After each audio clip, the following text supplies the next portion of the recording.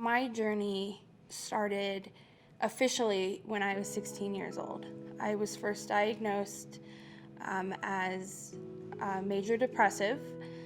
It actually happened to be the wrong diagnosis. We didn't figure this out until I turned 18 years of age and I was hospitalized for the second time. It's my older sister who suffers from anxiety and depression. She completely isolated from everyone. She stopped going to school. My parents always realized I kind of had some behavioral problems. My dad was undiagnosed bipolar until his late 40s. I personally have been dealing with mental illness since 2003. I ignored it for 10 years. At the age of 19, I was very depressed and I had multiple suicide attempts and multiple hospitalizations.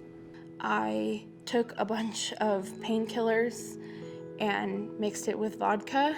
The family started kind of talking about mental illness, but it was like a secret.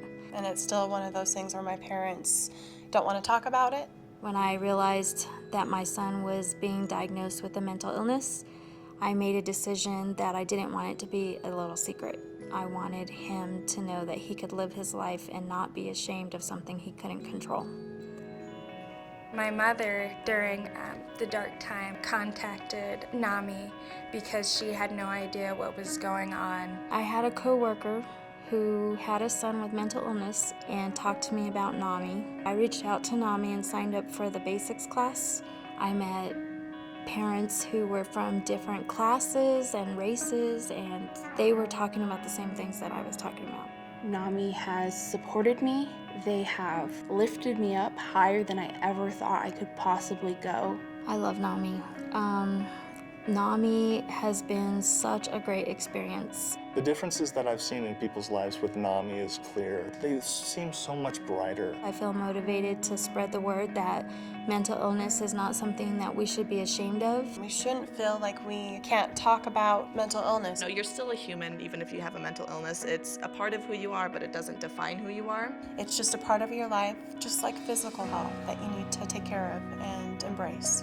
I think my generation does look at mental health differently. It is a lot easier for our generation to talk about and discover our own mental illnesses. The newer generation is trying to learn how to speak their voice and to be heard. They're a lot more open and honest with their own feelings and their own needs and becoming more assertive. I can tell that we're more accepting of these different issues.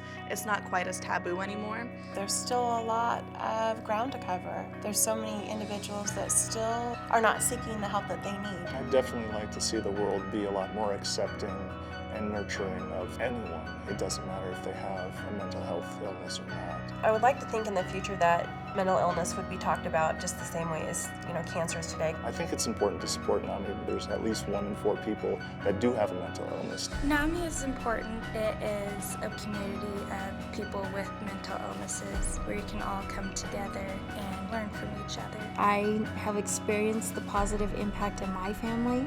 I wish I had something like that when I was in high school. They're everywhere and they're doing wonderful things. Best kept secret in Colorado. Honestly, I would like to see my kids volunteer with NAMI. That drive that they have to really end the stigma is huge. It's more or less we've just opened the door to servicing the world. Without NAMI, I think me and my son would be in a scary place. If it wasn't for NAMI, I don't think I would be here today. My name's Sinead Johnson. I'm Emily Brady. I am Holly Nicole Miller. My name is Ben Ridge and I am a NAMI volunteer. And I'm a volunteer with NAMI. And I volunteer for NAMI. And I am a volunteer with NAMI.